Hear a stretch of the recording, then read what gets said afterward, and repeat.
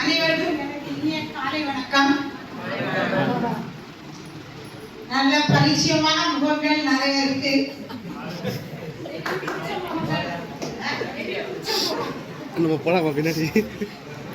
போராட்டக்களமுடைய மாணவர்கள் நல்ல நல்ல காசுக்கான போராட்டம் தான், அதுக்கு தடை எதுவும் இல்லை. உங்களுடைய துறையை பொறுத்தவரையில துறை தலைவர் மற்றும் துறை பேராசிரியர்கள் அனைவரும் இந்த சிறந்த ஒரு ஃபேர்வெல் பார்ட்டியை 2ஆம் ஆண்டு 3ஆம் ஆண்டு மாணவர்கள், முதுநிலை மாணவர்கள் மற்றும் முதலாண்டு மாணவர்கள் இணைந்து நடத்தியிருக்கிறீர்கள். இதற்கு என்னுடைய வாழ்த்துக்களையும் பாராட்டுதல்களையும் தெரிவித்துக் கொள்கிறேன். அதாவது ஒரு 2-3 கருத்துக்கள் அவங்க பேசின காம்பேரிங்ல இருந்தே தெரியப்படுத்தணும்னு நினைக்கிறது. இந்த கல்லூரியை விட்டு செல்லும் போது உங்க கூடயே நீங்க எடுத்து செல்லக்கூடிய முதல் என்னதுன்னா நினைவலைகள், மெமரிஸ். இந்த மெமரிஸ் அல்லது நினைவலைகள் வாழ்நாள் முழுவதும் உங்க கூடவே வரும். இன்று என் கல்லூரி காலங்களை நான் அடிக்கடி நினைப்பதுண்டு. என்னுடைய கல்லூரி காலங்கள்ல என்னெல்லாம் நடந்தது, என்னுடைய ஆசிரியர்கள் என்ன, எங்களுடைய துறை இருந்த இடம், என்னென்ன சேட்டைகள்லாம் பண்ணியிருப்போம், இது எல்லாமே நமக்கு ஞாபகத்துல வரும். நூலகங்கள், துறையில் இருந்த இடம், துறையில் நம்மளுடைய வகுப்பறை, நம்ம இருந்த இடம், இது எல்லாமே உங்களுக்கு நினைவலைகளாக வந்துகிட்டே இருக்கும். இந்த மெமரிஸ்ங்கிறது கீப் டு பி செரிஷ்ட் இல்லையா? எப்பவுமே நம்ம நினைவலைகளை மனதுல நல்லா பதிய விட்டு பத்திரமாக வைத்துக் கொள்ள வேண்டும். சில மெமரிஸ் உங்களுக்கு சங்கடத்தை தருவதாகவும் வருத்தம் அளிக்கிறதாகவும் இருந்திருக்கலாம். அந்த நினைவலைகள்ல இருந்து நம்ம என்ன செய்யணும்னா வாழ்க்கைக்கான பாடங்களை கற்றுக்கொள்ள வேண்டும். எந்த நினைவலைகள் உங்களுக்கு சங்கடத்தையோ வருத்தத்தையோ தந்ததோ அதுல நம்மளுடைய தவறு என்ன, அல்லது அந்த தவறு நடக்காமல் இருப்பதற்கு நம்மளுடைய கேரக்டர்லயோ அல்லது நம்மளுடைய செயல்பாட்டிலேயோ என்ன மாற்றம் இருக்கணும்ங்கிறது தான் அந்த மாதிரியான நினைவலைகள். பட் ரெண்டுமே good memories as well as bad memories உன்னுடைய வாழ்க்கையில நிறைய அனுபவங்கள் கற்றுத் தருவதற்கு தான். அடுத்ததாக இன்னொரு பாயிண்ட் அவங்க சொன்னதுலே தான் ஃப்ரெண்ட்ஷிப். நிறைய பேர் என்ன பண்ணுவாங்கன்னா கல்லூரி படிப்பு முடிந்ததும் அப்படியே அவங்களுடைய ஃப்ரெண்ட்ஷிப் எல்லாம் ஒரு காலப்போக்கில் கட் பண்ணிடுவாங்க. காலப்போக்கில் அதை நீண்டு கொண்டு எடுத்து செல்ல மாட்டார்கள். அது பொதுவாக மாணவிகளிடம் அதிகம். மாணவர்கள் கூட ஃப்ரெண்ட்ஷிப்பை மெயின்டைன் பண்ண வாய்ப்புகள் இருக்கு. பட் மாணவிகள் ஃப்ரெண்ட்ஷிப்பை மெயின்டைன் பண்றதுக்கு வாய்ப்புகள் குறைவு. ஃப்ரெண்ட்ஸுங்கிறது எப்படின்னா எந்த எதிர்பார்ப்பும் இல்லாதவர்கள் தான் இல்லையா? ஒன்னையா ஏற்றுக்கொண்டவர்கள் தான் ஃப்ரெண்ட்ஸ். உன்னுடைய நிறைகளையும் குறைகளையும் எடுத்துக்கொண்டு சில சமயங்களில் உன்னுடைய குறைகளை சுட்டி காட்டக்கூடியவர்களாக இருப்பாங்க. அது என்ன நோக்கத்துக்குன்னா உன்னை நல்வழிப்படுத்துவதற்காக இருக்கும். ஸோ இந்த ஃப்ரெண்ட்ஷிப்பையும் நீங்க வாழ்நாள் ஃபுல்லா என்ன செய்யணும்? நல்ல ஃப்ரெண்ட்ஷிப்பை வாழ்நாள் ஃபுல்லா எடுத்து செல்லணும். அந்த ஃப்ரெண்ட்ஸ், அது பெண்களும் அதிகமாக மாணவிகளும். ஏன்னா எங்க காலகட்டங்களில் வாட்ஸ்அப் கிடையாது, செல்போன் கிடையாது. இப்போ உங்களுக்கு எல்லா விதமான டெக்னாலஜியும் இருக்கு. ஸோ ஃப்ரெண்ட்ஷிப்பை மெயின்டைன் பண்றதுங்கிறதுக்கு சோஷியல் மீடியா எந்த இடத்துல இருந்தாலும், நீ எந்த இடத்துல போய் செட்டில் ஆனாலும் கண்டினியூ பண்றதுக்கான வாய்ப்புகள் உங்களுக்கு இப்போது இருக்கு இல்லையா? ஸோ அந்த ஃப்ரெண்ட்ஷிப்பையும் நீங்க வாழ்நாள் ஃபுல்லா மெயின்டைன் பண்ணணும்.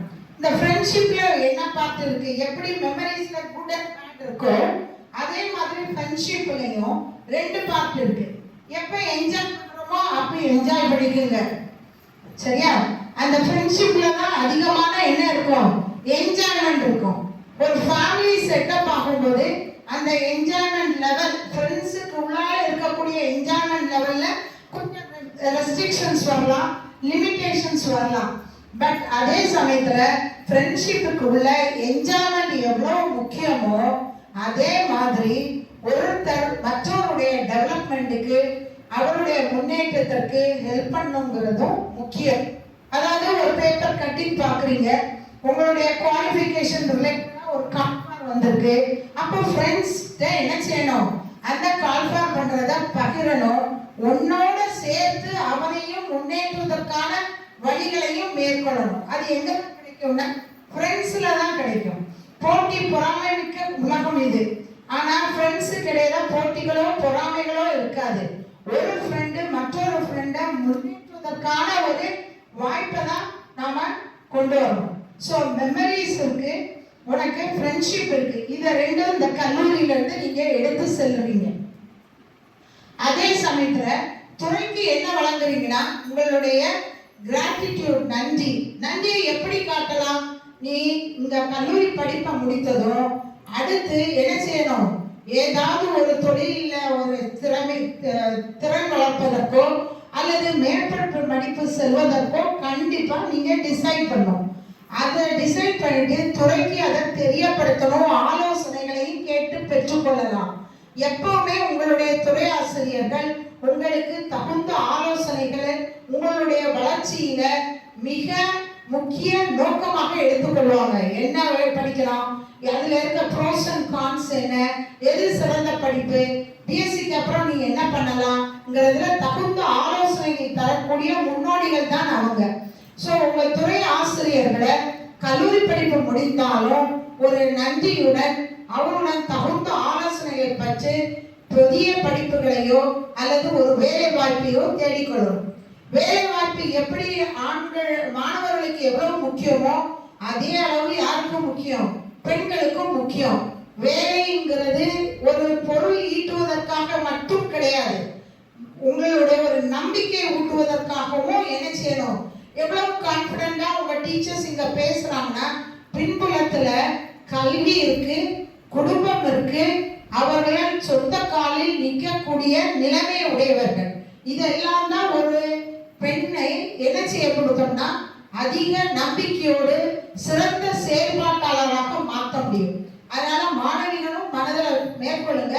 எந்த இடத்துலையும் ஏதாவது ஒரு தகுதியான படிப்போ தேவையான வேலைக்கு செல்வதற்கான தகுதியையோ பெற்று இந்த கல்லூரிக்கு சிறந்த ஒரு பெயரை எடுத்து கொண்டு வரணும். அல்லது ஒரு சிறந்த பெயரை ஏற்படுத்தி கொடுக்கணும்.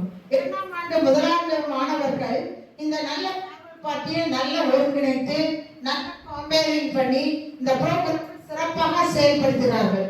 இந்த மாதிரி உங்களுடைய திறமையை வளர்த்துக் கொள்வதற்கான தளம் எங்க மட்டும்தான் கிடைக்கும்? கல்லூரியில மட்டும்தான் கிடைக்கும். புதிய ஒரு மேடையில போனா நீ நல்ல திறமையோடு போனாதான் அந்த மேடை வரவேற்கும். ஆனா கல்லூரியில இருக்கக்கூடிய மேடை அப்படி கிடையாது.